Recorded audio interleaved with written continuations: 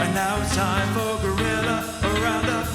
They'll let you know what happened overnight when things transpire you whilst you sleep. Right there in the loop you keep. Welcome back to Gorilla's Roundup. Today of the first day of the fourth test from Old Trafford. I'm very happy to be joined once again by the wonderful Sean Tracy, also known, of course, as Nestle Boy. Welcome, Nestlers. Thanks for having me, Jez. To start off, I'll just do a very brief summary of the day. Uh, Australia lost the toss, so England decided that they would put Australia in, which any sensible person would have wanted to bat, in my view, but never mind. And by the end of the day, where England bowled 83 overs, Australia ended up at 299 for 8. The batsmen are Warner for 32, Khawaja for 3, Labuschagne for 51, Smith for 41, Travis Head for 48, Mitchell Marsh 51, Cameron Green 16, Alex Carey 20, Mitchell Starc 23 not out, Pat Cummins is 1 not out, and there were 13 extras. Only two no balls in all of that, I'm pleased to say. For the bowlers, Broad took 2 for 68. Jimmy Anderson, none for 43 off 17 overs. Chris Woakes, 4 for 52 from 19 overs. Mark Wood, 1 for 60 from 16 overs. And Moeen Ali, 1 for 65 from 17 overs. So at the end of the day, 299 for 8. It's a very interestingly poised game, which will certainly be affected by weather as we go. What was your feeling about today's play, Nestlers? A couple of things. I mean, it's interesting when you ran through the scorecard there. Was it just Khawaja out of the sort of top order batsmen who really didn't score anything? Everyone else Yeah, got in and then got out. that's exactly right. Yeah. But that's a solid lump of runs. But you'd almost expect somebody to break through and get a ton, you would have thought. And it didn't happen. But I think one of well, as everyone was saying on Guerilla, was the somewhat odd change of bowlers that was going on during the England innings. I mean, the people were like, was it Broad who had a really good spell, and then they took him off. Yeah, Broad opened And really well. He yeah, got Khawaja out really quickly in the fifth over, and Australia were 1 for 15 at that stage. But I think for that spell, he only bowled one more over after that, something like that, before he was yeah. taken off. I mean, this whole series. I mean, from a sort of the chat point of view, if you want. Although he took a spectacular catch today, he's been Bairstow again. I mean, I just don't get it. I don't understand why Folks isn't playing. Yeah. I don't know. And the more it goes on, the more ordinary Johnny Bairstow looks. He Yeah. just doesn't look. He looks like somebody like they've had wicket keepers. They're all got injured, and they've sort of said, "Oh, Johnny, can you put the gloves on?" Yeah. Yeah. Sort of situation. I don't know. It's and it's costing England. I think he Yeah. just doesn't look natural behind the stumps to me. Yeah. He doesn't look like. I mean, you watch Folks keep wicket. It's Oh, yeah. he's on another planet compared to Bairstow. Absolutely. Although, I mean, Bairstow let through 8 byes today, both of which I think could probably have been stopped by a decent keeper. But he did take one spectacular catch off Chris Woakes, who straightened Marsh up, and he clipped it towards almost first slip, and Bairstow came back from the other side and caught a spectacular one-handed. But did you notice the reaction? I mean, from Bairstow was almost shocked, and then the team ran round him all laughing, as if to say, "Oh my God, you took a great catch." Yeah, well, I mean, there would have been a collective sigh of relief that would have lifted the clouds above the stadium, I would imagine, because if he dropped that one, the Oh, the whole place would have fallen apart, and Mitchell Marsh probably would have scored 300. Uh, yeah. Interestingly, of the Australian batsmen, that was probably the key wicket in many Mm. ways because Mitchell Marsh was actually looking very good. Travis Head made a Yeah, decent 46 at some pace, but never 48, but never looked all that comfortable. again, he got in, then he, but didn't push on. It was weird. Yeah, When you look at that scorecard, it is very odd. yeah, You look at it, it's decent, but it's just kind of a lot of 40s and 50s, and you think, that's weird. yeah. Um, but I mean, the only problem with this test, and it's obviously going to affect the whole series, like you said earlier, is the weather is looming up large, Yeah. isn't it? And unfortunately, I think we're going to have a test match decided by Manchester weather. Yeah, almost certainly. The forecast is it's clear that day three will be just wiped out, unless the forecast changes dramatically. It's going to Mm, be Armageddon. Possibility of a shower tomorrow, but unlikely. Likely to be raining a bit on the morning of day three and late afternoon of day three, and day five's looking fairly dodgy as well. But then again, with British weather, you never know. The forecast can change so suddenly. You just don't know it, what's it happening. it can. I mean, it's a real shame because it's been a great series.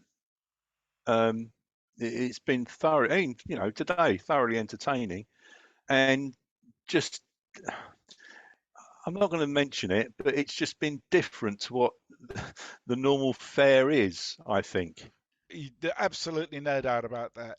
I mean, a score of 299 for eight at the end of day one is just a perfectly balanced place to be, isn't it?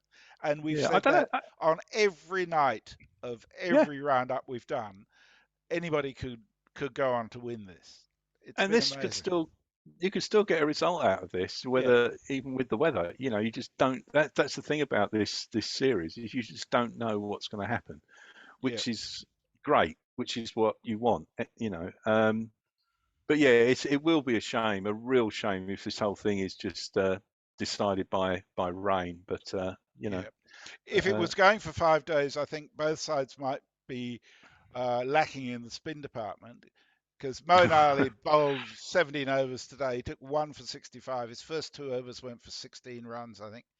And he did get a wicket for the very decent ball when he trapped Marnus Labuschagne for 51.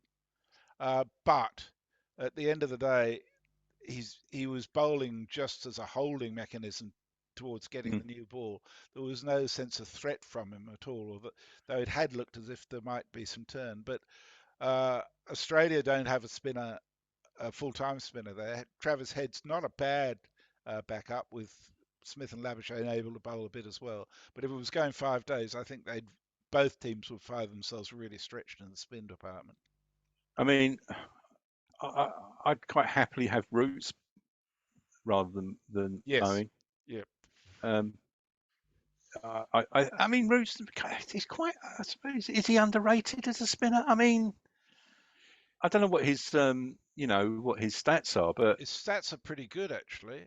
yeah, I'll it, just I tell know he's you. not a spin bowler, but he is effective. I think every time he comes on, I see him. You know, He's and got, yeah, he's got 57 Test wickets at an average of 45, which is fairly high. But there's been yeah, times when he's been absolutely crucial. yeah. And his economy rate's 3.23, which is considerably less than Moen's was today. Well, I mean, Moeen used to be that bowler that would get the breakthrough. He'd always come on, like he'd be going for whatever, and you Yeah. think, oh my god. Then he'd come on and he'd get a crucial wicket, and it happens all through his career Yep. that he'd come and break a partnership, or he'd get that guy out who was heading off to sort of was on 30 something, thinking, oh no, this guy's going to take it away from us. Moeen would come on and get the wicket. And obviously he hasn't been playing, has he? I mean, it's not really. I'm not having to go at him because it's not. He hasn't been playing.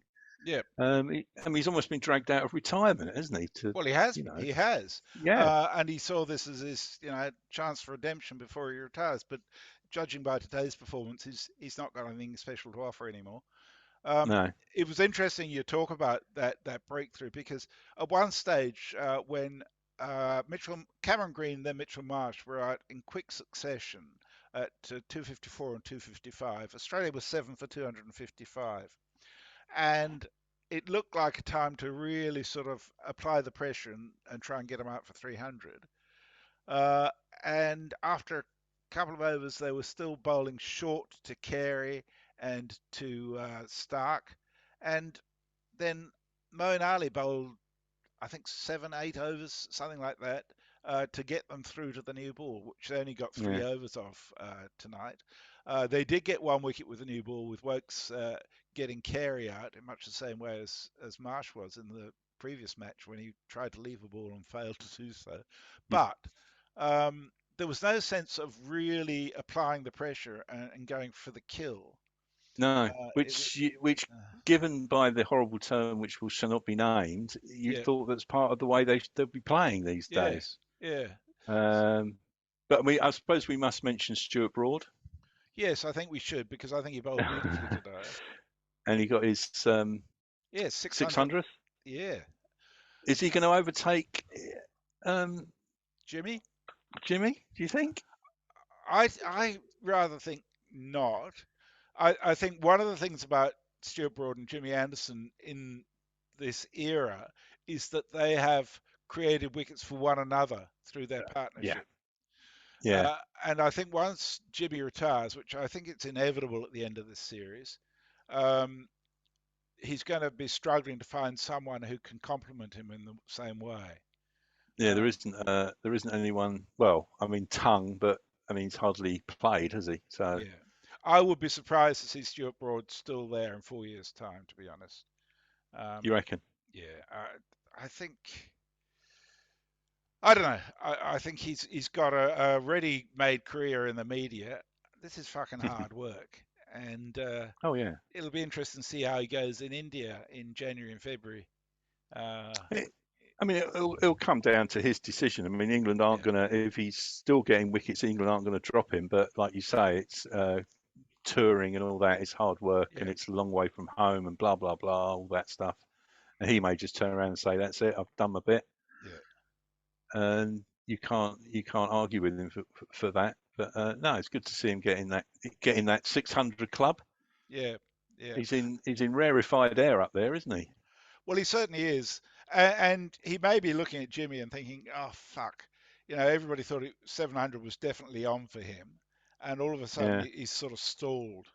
And yeah, you know, if Jimmy retires without getting a bag of wickets here or at the Oval, it's going to look like he sort of left because he'd broken down, basically. Uh, maybe. and you don't really want to be in that situation. What has his figures been this series so far? Has he got? He's got he hasn't got a wicket today. I think he's taken 4 wickets an average before this match of 75, so it'll be a bit higher Uh, now. But so yeah, it'll be yeah, 85 now. So that's not looking good. As from no, 3 Test matches. And on average, I think he's probably taken 4.5 wickets per Test over his career, something like that, which is yeah, really good. yeah. So yeah, Uh, so End of an era. indeed, Worrying, actually. If you look indeed. behind them, I mean, what's coming down the pipeline? Well, if Wood stays fit, uh, certainly in England, Chris Wokes bowled beautifully today, Yeah, and I think if he keeps bowling that way in England, that's really good. I mean, he is 34, but he's still good enough to be bowling in 4 years' time in England. Overseas, he's shit. I mean, basically, uh, that's all right. Just play for 6 months of the year. Why not? Uh, yeah, Decent contract. That's the way to go, I think. But Robinson, Stone, Tongue. I think you know uh, there's certainly some promise around there, and you know the next young thing is always coming. Australia's going to be in a very similar situation. well, When you look at the fact that Stark and Cummings uh, are likely to be. I mean, Cummings is only 30. Jeez, I'm amazed he's still only 30, actually. is he? So he's going to Wow. be around for a while, I suppose. Uh, Yeah, Up to him. Stark is 33. Um, And They're the kind of Anderson Broad of Australian cricket, aren't they? Really? yeah, I mean they've been extraordinary. Hazelwood's 32, so he'll be around for a bit. But it's amazing how people come through when the opportunity appears. And the one thing that does seem to be happening is in the fast bowling stocks, England has certainly improved its game. The real worry is what you do about more spinners. You're going to India and Yeah. for a 5 Test series, and Are they really? there's a, there isn't a single spinner No. that stands out to go. I I think going back to Broad and Anderson, I think the thing is about in any sport like that, you get so used to those people being there, those characters, and when it comes to an end, it's kind of like, oh, now what? Yeah, yeah, I mean, they've been so omnipresent and so bloody good together yeah, that it's like, oh, that's not there anymore. Now yeah, what? yeah, And it's a tough act to follow for anybody. Anyone who comes in and doesn't perform is going to get a dog's abuse, as they always do in England. absolutely. I mean, Wood's 33 too, of course, so he's no spring chicken in this Mm, context. Wood bowled it with some speed today, but he wasn't nearly as effective as he was in the last Test match. no. The pitch wasn't as helpful, I don't think, and the conditions weren't as helpful. He wasn't swinging the ball a lot. Do you But I at the still think it was much too much short pitch bowling. It seemed a waste yeah, of that pace to bang it into the pitch so much. yeah, and in Australia doing the sensible thing, just getting out of the way of a lot of it, Yeah, really, just yeah. leaving it, and don't have to go for that. I mean, do you say at the top of the thing? Do you think it was a mistake to field first? I do, yes. I Yeah, know Cummins said he would have done the same, but I think that's crazy. I mean, the truth is, unless there are really compelling reasons, you should bloody well bat. And there was nothing to suggest the pitch was going to be that bad. The weather no, forecast for today was fine. Why the hell wouldn't you bat? Especially at Old Trafford, where traditionally there's been a lot of runs on the pitch anyhow. yeah. I mean, So, it wasn't humid or yeah. overcast or anything, was it? It was sort of broken skies, blue skies, sun for a lot of Yeah, it. I mean, it But may have something to do with both the captains being bowlers in their own right. maybe, Yeah. maybe. Anyhow, so that's where we're at. I mean, how do you see things going from here? Rain. Rain. Yeah. I mean, Uh, unfortunately, I think we're going to be sort of sitting there looking at the screen, going, "Oh no, you know, covers are on, covers are off, yeah. covers are on." I think there's a Um, good deal of that. Yeah. and it's impossible to say what's going to happen with that weather forecast at the moment. It really is. Yeah. I think to a certain extent, even though it's a relatively modest score, 300 for eight. Um, in the circumstances, actually having some runs on the board may prove to be really handy. Yeah, Um, and I agree. they may kick on in the morning and get another 50 runs or so. Uh, they've already put on 45 since 44 since the seventh wicket fell. Um, so yeah, they could have 350 on the ball, which would be a decent score in the circumstances of Oh this yeah, weather. Australia will be happy with that. Blimey. Now, our gorilla of the day today is basically everybody's favourite, the winner of the GPL of Had to be. £141 is Mog, our Whee! jingler extraordinaire. So he Axe obviously wielding gets, maniac. yeah, to be our gorilla of the day and the tweeter of the day, not for any particular tweet, but for his resilience in circumstances where we were actually very light on for other people tweeting for a while in the evening session, is Jay Grover. He just sort of keeps us going by by letting us know he's there and tweeting some outrageous stuff and some very funny stuff along the way. Yeah, Uh, it's good when he's had a few drinks. he certainly had that, yeah. I quite like the bear later on because by the end of by the time he was telling that ridiculously crap story, he could barely speak. I don't know if it was the Ponting wine or the beer, or God knows what, but no, very funny. Well, it's probably just as well I got my power back so I could take over from him on tweets for the last season. Yeah. Well, anything you Fantastic. need to feel you want to add to that, Nestlers? No, I think we've covered everything there, mate. Like I say, just look to the skies Yeah, and yeah. weep. Back on tomorrow afternoon, so we'll see what's happening. Excellent. Okay, well, thank you so much for that. Thank you all for being with Anytime, us. mate. Thank you, We'd folks. encourage you to like this and to subscribe and to use the link below for your 15% discount on Ponting Wines. And if you'd like to support us, to go to patreon.com/Guerilla Cricket. Or if you're watching us on YouTube tomorrow, there's the super chat, the dollar sign underneath the chat, which you can click to make an instant donation, which is always extremely welcome. So thank you all for being with us, and we'll see you tomorrow. See you, folks. Bring your Night umbrellas. night. And now it's time for Guerilla, a roundup.